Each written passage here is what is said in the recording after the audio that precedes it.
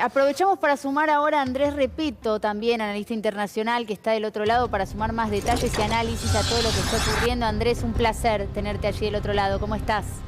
¿Qué tal? ¿Cómo te va? ¿Cómo andas? Muy bien. Gracias por la invitación. Aprovecho para arrancar por este concepto de la regionalización que también te lo escuché mencionar y quiero que ahondemos un poco ahí en relación a los ataques que se pueden llegar a venir o cómo se puede llegar a expandir esta guerra ya desatada. Bueno, ya se está expandiendo porque desde el punto de vista de Irán, después del ataque de Estados Unidos e Israel, creo que la lógica es cuanto peor mejor, en el sentido de cuanto más caos, más países involucrados, quizás más países para generar presión para que el conflicto a su vez se termine. Hace unas horas el canciller iraní decía, no estamos atacando a los países del Golfo, si los están atacando, pero decía, estamos atacando en realidad las bases militares de Estados Unidos en esos países. Las primeras bajas que se conocen de soldados estadounidenses justamente era una base militar, o es una base militar en Kuwait, donde murieron 3 soldados estadounidenses. Hace unas horas la cadena CNN hablaba sobre el príncipe de Arabia Saudita y decía, bueno, que había autorizado el contraataque contra Irán por haber atacado a su vez Arabia Saudita, con lo cual, por supuesto, el peligro de la regionalización está súper latente en el primer momento en que Irán ha decidido no solamente atacar a los países que lo atacaron, sino a aquellos países a los que evidentemente no llega porque no tiene el alcance de misiles que desde Washington dice que tenía, prefiere atacar a las bases estadounidenses en los países de la región. Sus misiles también, obviamente, como estamos viendo, llegan hasta Israel, ¿no? Ahora, Andrés, teniendo en cuenta esto, Abigail te saluda, ¿cómo te va? ¿Cómo te va, Abigail? ¿Qué decís? Bien, todo bien. Ahora, teniendo en cuenta esto que vos mencionás, no se termina nunca, porque permanentemente entonces siempre va a estar latente esa amenaza, inclusive hasta se va a hacer fuerte y tangible la amenaza de te disparo, pongo una bomba, tengo un misil, y ahí en ese momento nos tenemos que acordar de los humanos, ¿no? De los civiles, de los chicos, de las mujeres, de los hombres que están allí, que no tienen nada que ver con este conflicto. Bueno, es lo que pasa en toda guerra. Abigail, te cuento que, por ejemplo, en estos minutos, antes de salir al aire con ustedes, desde Estados Unidos se están relacionando el atentado, vieron que hubo hoy en Austin, en Texas, con Irán. Bueno, hablan de afirmaciones que este hombre o esta persona que atacó a tiros ahí a la gente en Austin, hablaba a favor del régimen iraní, fue abatido. Bueno, o sea, este atentado se lo relaciona ahora, en estos minutos, con la guerra en el Golfo, la guerra contra Irán, y el temor a nivel mundial es que eso suceda. La realidad es que lo que Estados Unidos e Israel dicen estar buscando es el cambio de régimen, y para esto han decidido apostar lo más fuerte que han podido, y es lo que hemos visto. Y lo que estamos viendo son cosas que no pasaron en décadas o que no pasaron nunca, con lo cual en realidad un poco estamos a ciegas, porque no es que sabemos los patrones exactos de lo que puede ocurrir. ¿Y cómo termina? ¿Cuál sería el fin, antes de esa pregunta yo te iba a decir, mirá, antes de esa pregunta yo te iba a decir que se sabe cómo empieza una guerra, pero no cómo sigue termina, y menos aún cómo termina. Claro. Esto recién, lo que pasa es que esto en principio recién está empezando, y te digo en principio porque quien es comandante en jefe de las Fuerzas Armadas de los Estados Unidos es nada más y nada menos que Donald Trump. Y Donald Trump alguna vez dijo que ni él sabía lo que pensaba o lo que iba a hacer de un minuto a otro. Y esto te lo digo porque hace unas horas, en una entrevista en un medio no tan conocido, dijo que él iba a hablar con los representantes iraníes. Sí. Entonces, bueno, ¿qué va a pasar? ¿Va a hablar entonces después de este ataque con lo que quede del régimen? Dijo, bueno, mucha gente ha muerto. Perdóname, pero a ver, tendría que hablar con el que quedó, diríamos, reemplazando, porque ahora diríamos... Sí, no sé si está oficializado, no, el líder supremo, decís exacto, vos. porque teóricamente no está oficializado, está acéfalo. Se sabe que tendría que haber un nombre, pero está el Consejo reunido. Sí, no, hoy hay un triunvirato. Claro. Les cuento, hoy hay un triunvirato, es el presidente, un clérigo y un hombre, digamos, ligado a la justicia, y así seguirá mientras esas personas estén en el cargo y no sean eventualmente asesinadas, como ha pasado con gran parte de la cúpula. Sí. Repito, esto es muy cambiante, y ahora el presidente de Estados Unidos, después de haber emprendido el golpe militar más fuerte que haya sufrido el régimen iraní y a su vez una respuesta en este segundo día de guerra que parece ser por parte de Irán más intensiva que las primeras horas. Estamos viendo un gran número de civiles muertos en Israel, bueno, los militares que te decían en Kuwait, perdón. Ahora, en medio de esta situación de escalada y temor de regionalización, y vaya a saber qué más, porque esto se sabe cómo empieza, no cómo sigue y menos cómo termina, ahora el presidente dice que desde Irán le están diciendo las nuevas autoridades que quieren negociar. Quizás dijo, deberían haberlo hecho antes, pero se hicieron los lindos. Más o menos esa fue la expresión en español de lo que dijo el presidente Trump. Bueno, veremos si esto es así o va a haber más campaña militar. Creo que acá hay algo clave, por lo menos lo que veo yo, es que el tema tiempos y el reloj no corre de la misma manera para unos y otros. El reloj corre de una manera más rápida y quizás más dura para quienes hoy están atacando a Irán, principalmente a Estados Unidos, porque a medida que se prolongue la guerra, más situaciones internas sucederán en los Estados Unidos. Estados Unidos está en medio del camino a una elección de mediano término que al presidente Trump le preocupa y mucho. A esto se suma que, bueno, a medida que se estire, se empiezan a abrir más hipótesis, situaciones desconocidas, y al revés, creo yo, le sucede al régimen. Cuanto más pueda prolongar el conflicto, más desgaste llevará a quienes lo están atacando. La pregunta es, ¿el régimen iraní puede seguir soportando este tipo de embates? Claro. Me quedo con una frase que dijiste en el medio de tu relato, que es que algunas cosas no las habíamos visto nunca, por eso la incertidumbre incluso de ver para dónde va a ir esta historia o cómo puede llegar a terminar.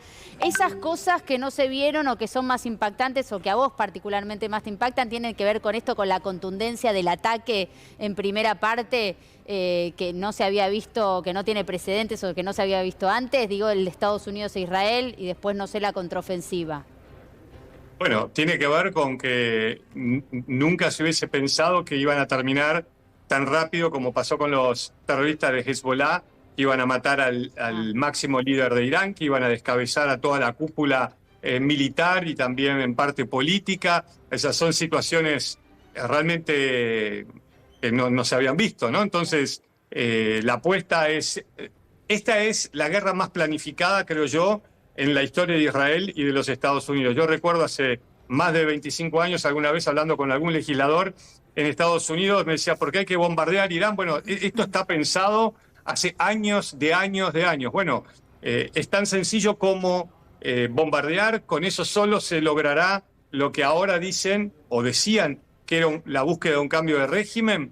Bueno, cuando se habla de esto, los expertos militares, y vos podés escuchar muchos generales, dicen, bueno, solo con bombardeos no parece ser posible, y Estados Unidos en principio, por lo menos hasta este minuto, no parecería dispuesto a enviar botas en el terreno. Entonces esas botas que no envía, esos militares que no envía, buscan que sea la población civil, y a esa población civil están pidiendo que se levante, como lo hicieron hace un par de semanas, después de haber sido reprimidos a sangre y fuego contra el régimen. Entonces, más allá del poder absoluto y de estar siendo atacada por dos de las potencias militares más importantes del planeta, el interrogante que tengo yo es si esto es suficiente para un cambio de régimen. Al día 2 de la guerra, la respuesta parece ser no. Pero Andrés, perdóname, pero ahí volvemos. El cambio de régimen sería, los doblegaron, entonces ya dejan territorio, pasa a ser todo territorio israelí,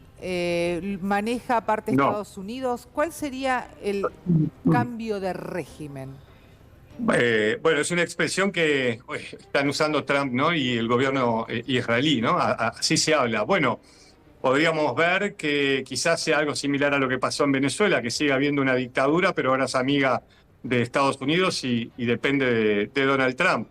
Quizás lo que se busque es una situación similar. Parece ser mucho más complejo en Irán, ¿no? La otra es un colapso total, pero ¿es posible un colapso total? ¿Hasta qué punto deben seguir atacando y profundizando ese ataque por aire para que eso suceda? Hoy hubo una noticia que se desmintió, y por eso digo, el tema de los tiempos es muy importante. Perdóname, hago simplemente un escenario, ¿no? Hoy la Guardia Revolucionaria iraní dijo que lanzaron 4 misiles contra el portaaviones Lincoln y que habían impactado. Bueno, Después- el Pentágono lo negó, Sí. no dijeron que los misiles fueron hacia el portaaviones, dijeron que no llegaron ni de cerca, bueno, pero si pudiésemos poner un potencial, ¿qué podría llegar a pasar si esos misiles hubiesen impactado en el portaaviones? O si el número de soldados de bajas empieza a ser más alto. Eso es lo que genera que a veces el músculo y todo el poderío del mundo, cuando quien está atacando en este caso es Estados Unidos, sigue siendo una democracia y la opinión pública no está a favor del conflicto, bueno, empiecen a reclamar ante un escenario que no parece ser o podría empezar a complicarse con el correr de los días, ¿no? Claro, y a ver hasta cuándo pueden resistir. De eso entiendo estás hablando, ¿no? Sobre todo por parte de Irán. Por un lado, el régimen iraní hoy mostró un mayor poder de fuego o más destructivo que el primer día. Tengamos presente que no estamos viendo, y esto un poco pensando con ustedes en voz alta, no estamos viendo la guerra del año pasado entre Israel e Irán. Es decir, que todos los misiles iraníes iban directamente a Israel. Hoy Irán está atacando a 6 o 7 países al mismo tiempo, con mayor o menor poder de fuego.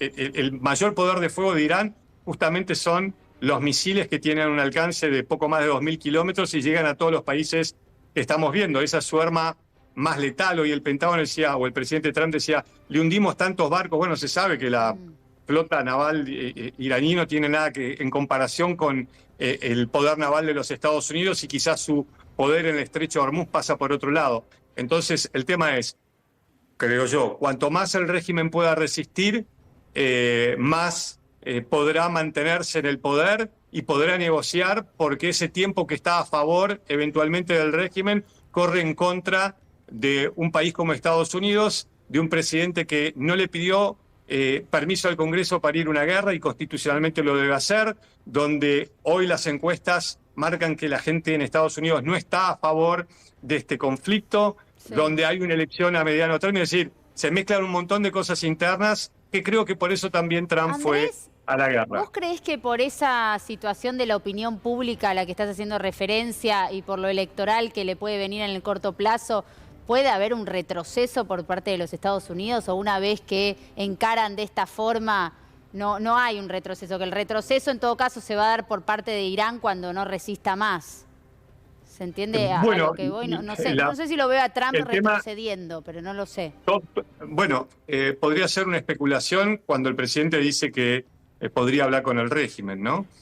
Porque si hablas con el régimen, ¿qué va a pasar? ¿El régimen quedará? ¿Qué es lo que se busca? Claro. ¿No? Bueno, ahí cuando lo hiciste como Venezuela, cuando lo planteaste como la situación en Venezuela, fue muy claro en el sentido de a ver cómo se puede solucionar o cómo se puede apaciguar el fuego en esta situación, es encontrándole la vuelta, pero para que Estados Unidos además quede conforme, ¿no? en esa situación, con quienes ahora quedan al mando en Irán. Pero mira, sumo esto que es lo que vos estabas diciendo. Si en ese triunvirato que recién nos contabas, Andrés, vamos a suponer que se elige a la persona que están, de hecho, mencionando todos, que no quiero pronunciarle mal el nombre, por eso voy a decir solamente el apellido, que es Arafi. El autor del atentado en la AMIA. Bueno, si esa es la persona que van a elegir, ¿cómo se va a mantener el diálogo? Porque una de las razones también que comienza con los bombardeos y todo es que Estados Unidos dice, paren, ya está, los tiempos para el diálogo se terminaron, no vamos a esperarlos más, no vamos a dialogar, atacamos y listo. ¿Qué pasa ahora? Si no le gusta la autoridad. Es decir, el régimen todavía está en el poder. Hoy acá hay la guerra, como estamos viendo en distintas partes del mundo, la guerra se da en diferentes niveles. Se da en la desinformación. Hoy la Guardia Revolucionaria iraní decía, le pegamos al portaaviones, el Pentágono dijo, no es así.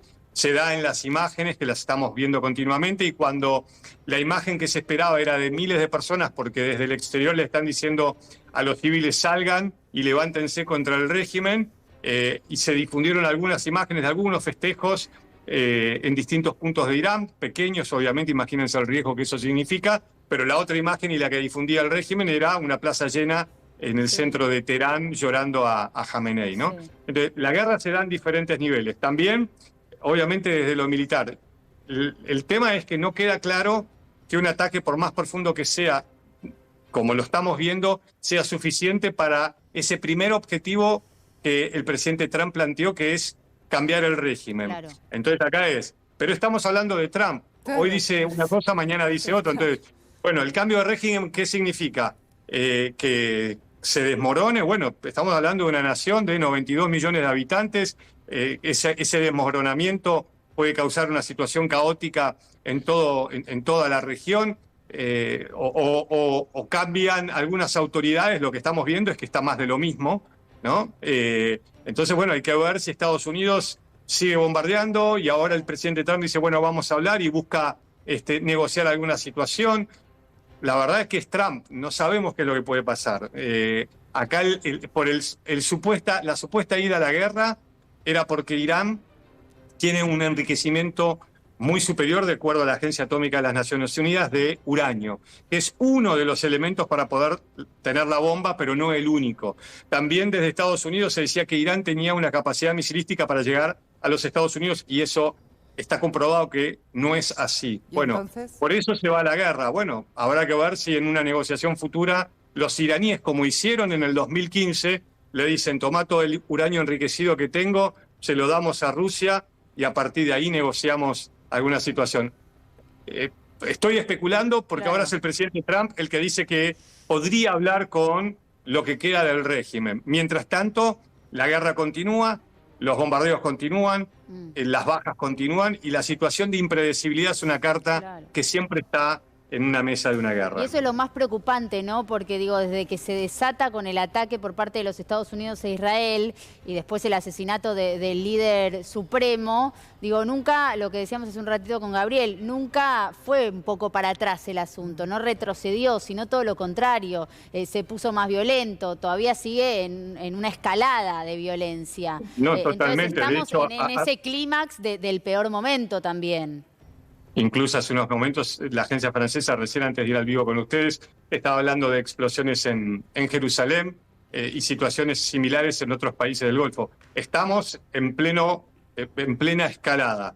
Bueno, en medio de esa escalada, Donald Trump dice, momento, podría hablar con quien represente al régimen. Entonces, bueno, veremos si esto es posible en las próximas horas, o qué quiere o qué les propondrá, o cómo sigue. Por ahora estamos en una situación más, de una situación de escalada con respecto a las primeras 24 horas, que fueron fulminantes para el régimen iraní. Por eso digo, esto nunca lo vimos. Hasta hace un par de horas, el ayatolá estaba reunido a las 9:40 del sábado en un lugar de Teherán con varios altos mandos iraníes. Esa información la tuvo la CIA y por eso decidió golpear. Sí. Bueno, ahora, ¿qué es lo que quiere hacer Trump? Seguramente eso dependerá de lo que le dicen los comandantes, si es que les hace caso, de lo que pasa internamente en los Estados Unidos. Es un hombre que mira todo el tiempo las encuestas. Sí. Estamos recién en el segundo día. Claro. Andrés, gracias por tu tiempo. Te mandamos un abrazo. Por favor, gracias por la invitación, que esté muy bien. Un beso.